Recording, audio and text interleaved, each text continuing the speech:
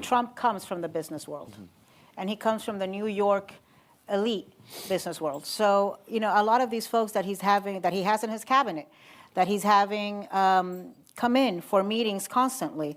I mean, you know, he's got Jeff Bezos eating out of the palm of his hand, paying $40 million for a documentary on his wife and $35 million more on PR. Don't forget to like, comment, subscribe, and share. In today's video, Anna Navarro took apart Scott Jennings during a debate at the Dartmouth Political Union. With tensions growing around Donald Trump, immigration, and the direction of the Republican Party, Navarro pushed back hard against MAGA arguments while Jennings found it difficult to defend Trump's leadership in the intense exchange. Let's get into it. It also announced a proposed policy to ban large institutional investors like Blackstone from buying single-family homes. These policies have been described by President Trump and by the Republicans who back them as policies that will tackle the affordability crisis, lower cost of living for Americans. Anna, we'll start with you. In your opinion, how should the Republican Party today and in the future approach regulation of the private sector, maybe specifically with thoughts to cost of living and the affordability crisis we're currently in? You hit upon something which I think is very interesting. There is, in my view, a strong change between Trump 1 with big business and Trump 2. Trump 1, he had somewhat of a contentious relationship. Trump 2, you saw them all sitting in the front row of his swearing in, and they're constantly at the White House. You've seen people who differ with him vocally on a number of issues like Bill Gates, like Tim Cook, social issues, coming to the White House and basically kissing up to him and saying yes, sir, to anything that he proposes. So he has very successfully, with some very few exceptions, very successfully managed to get big business and the big moguls to capitulate to him, along with big law firms and big media and big institutions, big universities. A lot of big things have capitulated to Trump. Look, we saw in 2008 with the failure of the banks that not having some sort of regulation, if you leave these folks completely unregulated, you are bound to have problems. I don't think they're folks that I don't think that business folks should be left to be unregulated and run amok.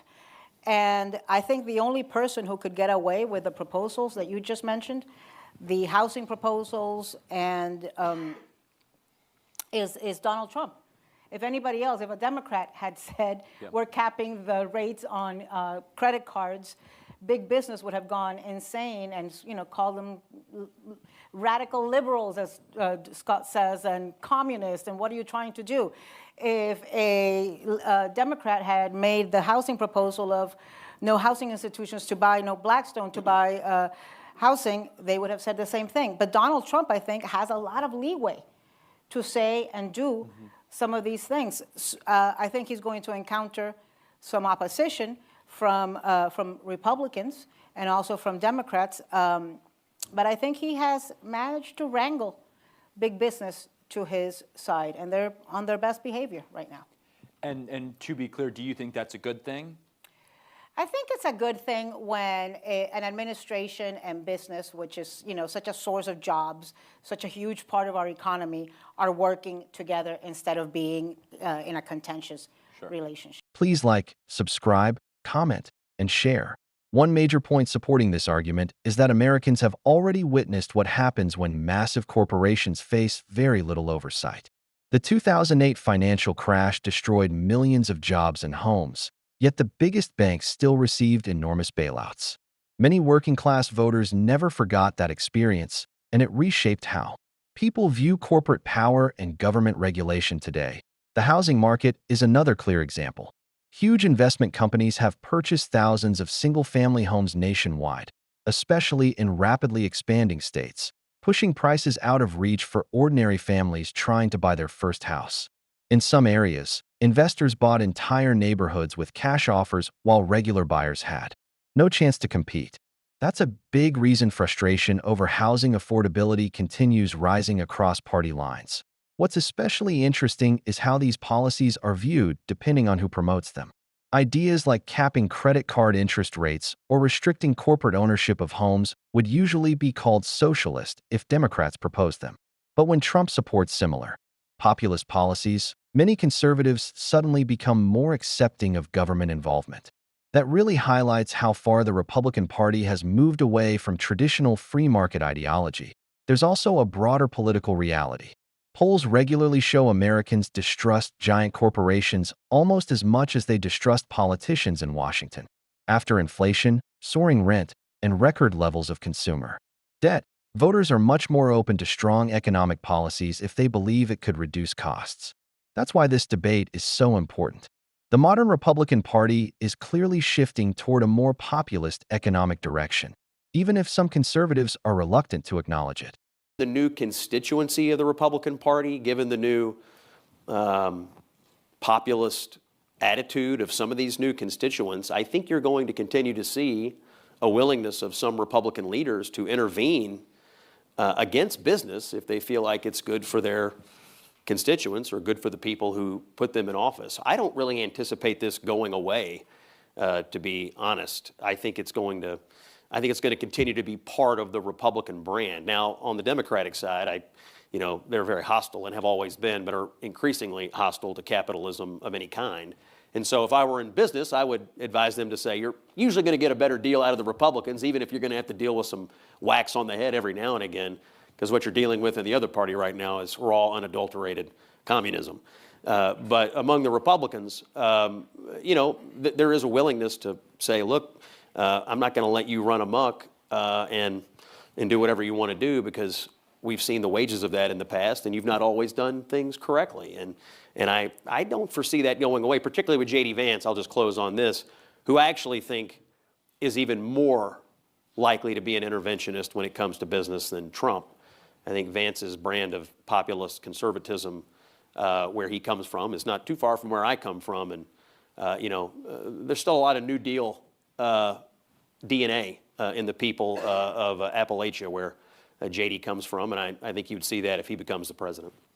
Thank you, Anna. If you want, you have 2 minutes to respond to that. Otherwise, we can move on. Okay. No, I think one of the things that I do think is significant is that Trump comes from the business world, and he comes from the New York elite business world. So, a lot of these folks that he has in his cabinet, that he's having come in for meetings constantly. He's got Jeff Bezos eating out of the palm of his hand, paying $40 million for a documentary on his wife and $35 million more on PR. So I think Trump has made tremendous change. I will also tell you this: if Kamala Harris had won, all of those folks that you see around the table right now praising Donald Trump would be in the White House celebrating Kwanzaa dressed in dashikis. For me, as a Bush Republican, as a McConnell Republican, as a Reagan Republican, I have no problem with what Donald Trump is doing in the world right now, up to and including trying to acquire Greenland, which has been a good idea since William Seward proposed it in the 1860s. And Scott, quickly, more or less cooperation with our allies in NATO, the Pacific, and Europe? I think cooperation is great, but sometimes these people need to be cajoled into cooperating. I mean, look what NATO was languishing, and Trump got them all to go to 5% of GDP on defense spending. First president that's ever been able to do that. That's a good thing. They need to take more responsibility for their own national security, which many of the countries in Europe completely ignored since World War II, like Germany, for instance. They ignored it because they knew we were going to take care of it. But it's a good thing for them to take responsibility for themselves. Those are good allies. Bad allies are people who rely only upon you and can't help you when a crisis occurs. Now, if there's a crisis, these countries will be more equipped to be an actual ally with us. So I actually think he has strengthened the security of Europe. I'm all for international cooperation, but it has to be to the benefit of the United States. It cannot be just to the benefit of the countries who are in alliance with us. I believe in alliances. I believe in cooperation. But I think it's a two-way street. And our alliances are stronger when both parties are capable of engaging when crisis calls. Absolutely. Anna, your 2 minutes on foreign policy. Well, first I'm going to disagree with Scott that Dick Cheney's up there somewhere smiling down at Trump. He didn't smile much when he was alive, and he didn't invite Trump to his funeral, so I have a hard time believing that. But, you know, I think for a long time, American foreign policy, both under Democrats and Republicans, has been one of where you wanted to treat your allies with respect and make them feel like equals. And I think Donald Trump has come in and said, no, no, Panama, we're not equals. No, Venezuela, we're not equals. No, Cuba, you know, we're not equals. I'm the big guy on campus, and I'm going to show you that I'm the big guy on campus. And, you know, I certainly think there's some things that he has done that are, to me, insane. Releasing the texts between him and Macron, or him and the leader in Norway, is insane. Him being mad at the leader of Norway because he didn't get the entire Nobel Peace Prize thing is incredibly infantile in my view, and childish and crazy. That being said, look, I think Donald Trump's foreign policy right now is a lot of what he thinks and a lot of what Marco Rubio knows how to execute. There may be isolationists in the Republican Party. The guy he picked as Secretary of State, who now has so many jobs, any moment he's going to be cleaning the windows at the White House, is not an isolationist. Please don't forget to like, subscribe, comment, and share. At this stage, the difference between both sides becomes quite clear, especially when you compare how modern foreign policy operates in reality versus how it is often presented in political rhetoric. In practice, U.S. alliances like NATO have already been evolving for years due to ongoing pressure over defense spending from Washington, long before Trump's presidency, with multiple administrations consistently pushing the 2% GDP target, as many European countries have historically underinvested in their militaries, according to NATO reports. What really stands out is the growing concern about the shift toward personality-driven diplomacy rather than institution-based decision-making. Experts in foreign policy, including those at the Council on Foreign Relations, have long cautioned that a more transactional approach can weaken long-term trust between allies, even if it delivers short-term results. Similar patterns have appeared in the past when sudden changes in tone toward allies created uncertainty in global markets and coordination efforts. Consistency is another key issue. While economic and military leverage can be powerful tools, historical examples, from Cold War diplomacy to modern trade agreements, show that stable alliances rely heavily on predictability rather than constant improvisation. Even intelligence assessments have noted that adversaries tend to take advantage of confusion among allies more than direct military weaknesses. So the deeper question is not simply about being tough in diplomacy, but whether this approach strengthens or strains the global systems that support cooperation. And if you've ever felt like you're only getting half the story from biased news outlets, you're not alone. One side says one thing, another says the opposite, so figuring out what's actually true can be difficult. That's where ground news comes in. It allows you to compare how left, right,